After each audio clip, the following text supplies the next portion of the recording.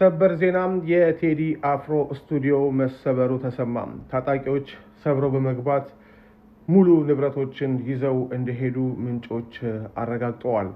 የቴዲ አፍሮ ስቱዲዮ በአዲስ አበባ ሲኤምሲ አካባቢ አዲሱ የኮንቬንሽን ህንፃ አካባቢ የሚገኝ ሲሆን እዛም አቦጊዳም ስቱዲዮ ሃና ለ የሚል ቴዲ እንደቢሮም እንደዚሁም ደግሞ አዳዲስ ስራዎችን ለመፍጠር የሚጠቀምበት ስቱዲዮ አለው። በዛ ስቱዲዮ ውስጥ ከስፒከር እስከ ኮምፒውተር ሁሉንም ነገር የማቀናበሪያ መሳሪያዎች ወደፊት የሚወጡ ስራዎችን ጭምር ሰብስበው መውሰዳቸው ነው ምንጮች የገለጹት። እንደ ምንጮቹ ገለጻ እነዚህ ታጣቂዎች የመንግስት የታርጋ ያለው መኪና መያዛቸውን እንደዚሁም ደግሞ የአንዳንዶቹም የፌዴራል ፖሊስ ዩኒፎርም የለበሱ እንደሆነ የገለጹልን ምንጮቻችን ወደ ህንፃው ሲገቡ የህንፃውን ጥበቃ ደብድበው አቁስለውት እንደዚሁም ደግሞ የተለያዩ ጉዳቶችን አድርሰው ስቱዲዮን ሰብረው ገብተው ሁሉን ነገር እንደወሰዱ ነግረዋል። ዛሬ ከሌሊቱ 6 ሰዓት ከ10 ሰዓት ጀምሮ ወደ ቴዲ አፍሮ ቤት ያቀናው የበሻሻው ቆሻሻ ቅጽረ ነፍሰ ገዳይ ቡድን አባ ቶርቤ በህዝብ የንስር አይን በንቃት እና በአትኩሮት በክትትል ውስጥ ስለነበር በፍጥነትና በፍራቻ ተመልሷል። ህዝብ በግልጽ አቋሙን እያሳወቀ ነው። በጣም አስቂኙ ነገር ደግሞ የኦህዴድ ባለስልጣናት ወደ ቴዲ አፍሮ ቤት የሄድነው ዲጄ ዌሽን ፈልገን ነው ብለዋል። ልብ አድርጉልኝ። በሌሊት ጓደኛው ቤት ፍለጋ የምትሄዱበት እናንተ ማን ናችሁ? በእርግጥ ለእናንተ አይነት አራዊት ህግ ስለሌለ ምንም ብትሉ አይገርም። የኢትዮጵያ ህዝብ ልጅ የሆነው ዘር፣ ሃይማኖት፣ ቀለምና ብሔር ሳይለይ የሁሉም ኢትዮጵያዊ ልጅና ደም በሆነው በህዝብ ልጅ በቴዎድሮስ ካሳሁን ገርማሞ የፀጉር ዙሪያ አንዳች ነገር ቢፈጠር ሙሉ ኃላፊነቱን የቆሻሻው ቁራ የበሻሻው ጥፍራም የአቶ እቡይ አህመዶ ሙሉ ኃላፊነቱን ይወስዳል። ከዚህ ሰውዬ ጋር አብራችሁ የምታጫፍሩ ተከፋይ ቅንዝንዞች አብራችሁ ዋጋችሁን በአደባባይ ህዝብ ይሰጣችኋል። ዋ ዋ ዋ! ይሄ መልእክት ለእናንተ ነው። በስም ጭምር ለምታሽቃብጡ የእቡይ አህመዶ የፍርፋሪ ተላላኪዎች አሁን በዚህ ወቅት የበሻሻው እቡይ አህመድ ጨንቆታል፣ መሬት ከርቶታል። ሁሉ ነገሩ የታይታ ነው። አለሁኝ ምንም አልተሰማኝም ነው እያለ ያለው። ባጫ ደበሌን እያላበው፣ ብርሃኑ ጁላል ከታች እየቀጠነበት እያመለጠው ነው። አዳነች ኦነጌ የምትይዘው የምትጨብጠው ጠፍቷታል። ገንዘብ ለተሳዳቢዎቻቸው እየበተነች ነው። ዛሬ ሌሊት ሊነጋ ሲል ኦህዴድ በዝግ መክሯል። እቡይ አህመድ ግራ ተጋብቷል።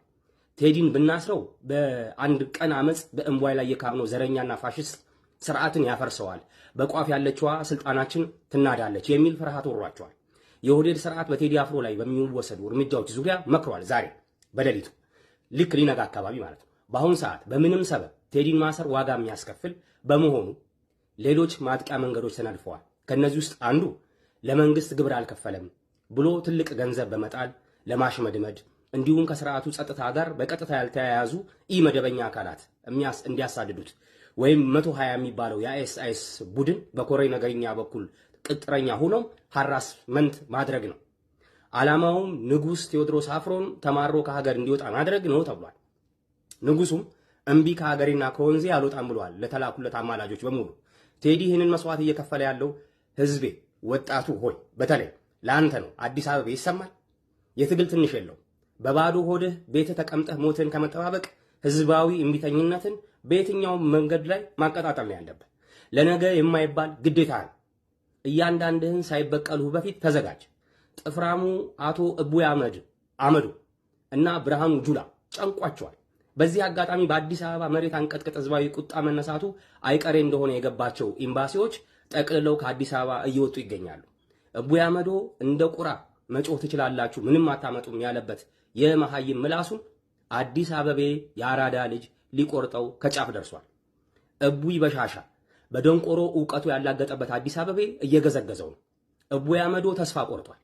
ጥላውን ማመን አልቻለም። የሀገሪቱን ጉዳይ ከእጃችን ወጥቷል ሲል ለቅርብ ደህንነት ሰዎች በፍርሃት ቆፈን ተይዞ ተናዟል። ይሄ ዘመን እጅግ አደገኛ መዘዝ ይዞ እየመጣ ነው። ካናዳና አሜሪካ ወደ ኢትዮጵያ ግዴታ ካልሆነባችሁ በስተቀር በጭራሽ እግራችሁን እንዳታነሱ ብሏል ለዜጎቻቸው። ሌሎች ሀገራትም እንዲሁ ማሳሰቢያ እያወጡ ነው። ይሄንን በዝርዝር ሌላ ቀን መጣበታለሁ። የበሻሻ ቅጥረኞች ይሄንን አይነት ዜና አይነግሯችሁም። አዲስ አበባ አዲስ የመታገያ ስልት አግኝተሃል። የዘመናችን የትግላችን ግቡን እየመታ ይገኛል። የአዲስ አበባ ልጅ ሆይ ወይ ዳንተ እያለ ኮንቴንት ያልሰራ ሰው የለም በሚለው ሙዚቃው ትልልቅ ሚዲያዎች በሙሉ ስለ አዲስ አበባዎች የፊት አጀንዳቸው አድርገው እየዘገቡ ነው። ዓለም አቀፍ የዜና አውታሮች ከዳስጣል አነጋጋሪ ሆነዋል። ዓለም አቀፍ መገናኛ ብዙሃን በከተማው ህዝባዊ ቁጣ እንደሚመጣ አረጋግጠዋል። ዳስጣል ትውልዱ ላይ ማህተሙን አሳርፏል። ከላይ ነው ትዕዛዙ።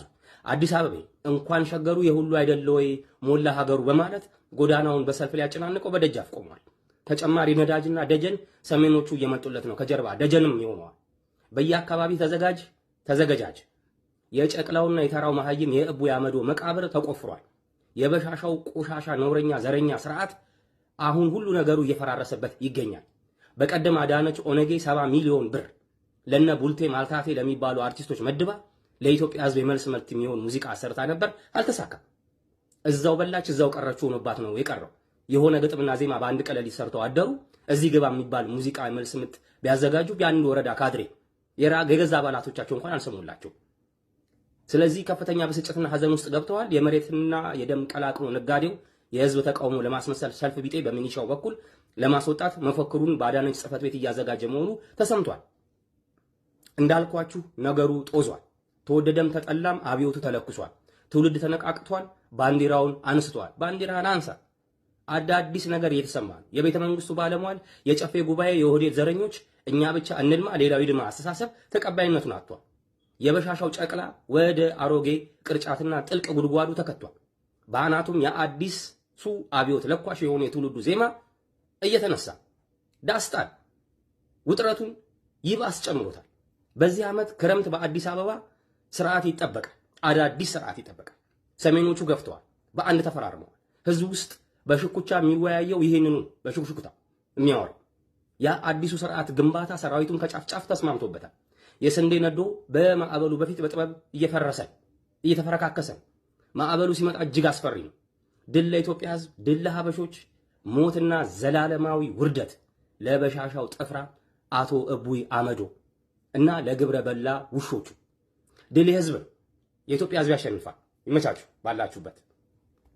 ሰበር አሁን የገባ ዲያስፖራዎች እናንተን አይመለከትም ተብሏል። ብሔራዊ ባንክ ነው ዛሬ ያወጣው፣ ግን መረጃው ማዳመጥ አለባችሁ። የኢትዮጵያ ብሔራዊ ባንክ የባንክ ሂሳብን ከዲጂታል መታወቂያ ወይም ደግሞ ፋይዳ ጋር ካላያያዙ አካውንታቸው ይታገዳል ብሏል። መረጃውን በአጭሩ አቀርብላችኋለሁ። የኢትዮጵያ ብሔራዊ ባንክ ደንበኞች የባንክ ሂሳባቸውን ከፋይዳ ማለትም ብሔራዊ መታወቂያ ጋር ማሳሰር የሚገባቸውን የመጨረሻም የጊዜ ገደቦች ይፋ አደረገ። ባንኩ በፋይናንስ ተቋማት ውስጥ ያለውን የማንነት ማረጋገጫ ክፍተት ለመሙላት ከታህሳስ ወር ጀምሮ ተግባራዊ ያደረገው ይህ የማስተሳሰር ስራ እስካሁን በርካታ ደንበኞች ባለማጠናቀቃቸው ምክንያት አዲስ ጥብቅ የጊዜ ሰሌዳና የማዕቀብ ውሳኔዎችን አስተላልፈዋል።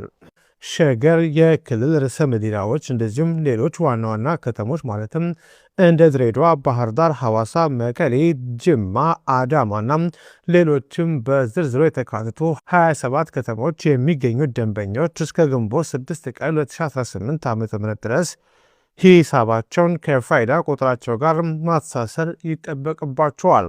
በተቀሩት የሀገሪቱ ክፍሎች የሚገኙ የባንክ ደንበኞች ደግሞ እስከ ሰኔ 30 ቀን 2018 ዓ.ም ማለትም ጁላይ 7 2026 ድረስ ሂደቱን ማጠናቀቅ አለባቸው።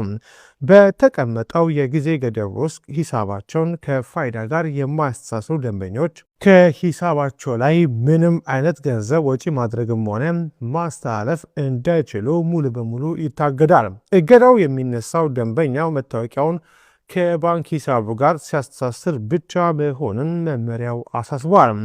ይህ ጥብቅ የብሔራዊ ባንክ መመሪያ የዲፕሎማቲክ ማህበረሰብና በውጭ ሀገር የሚኖሩ ነዋሪዎችን ማለትም ዲያስፖራዎችን አይመለከትም። በውጭ የሚኖሩ ደንበኞች በህጋዊ ወኪሎቻቸው አማካኝነት ወይም በአካል ተገኝተው ተገቢውን ማስረጃ ለባንኮቻቸው በማቅረብ ከውሳኔው ነፃ መሆን እንደሚችሉ ተገልጿል። ይህንን ህግ እንዴት አያችሁት?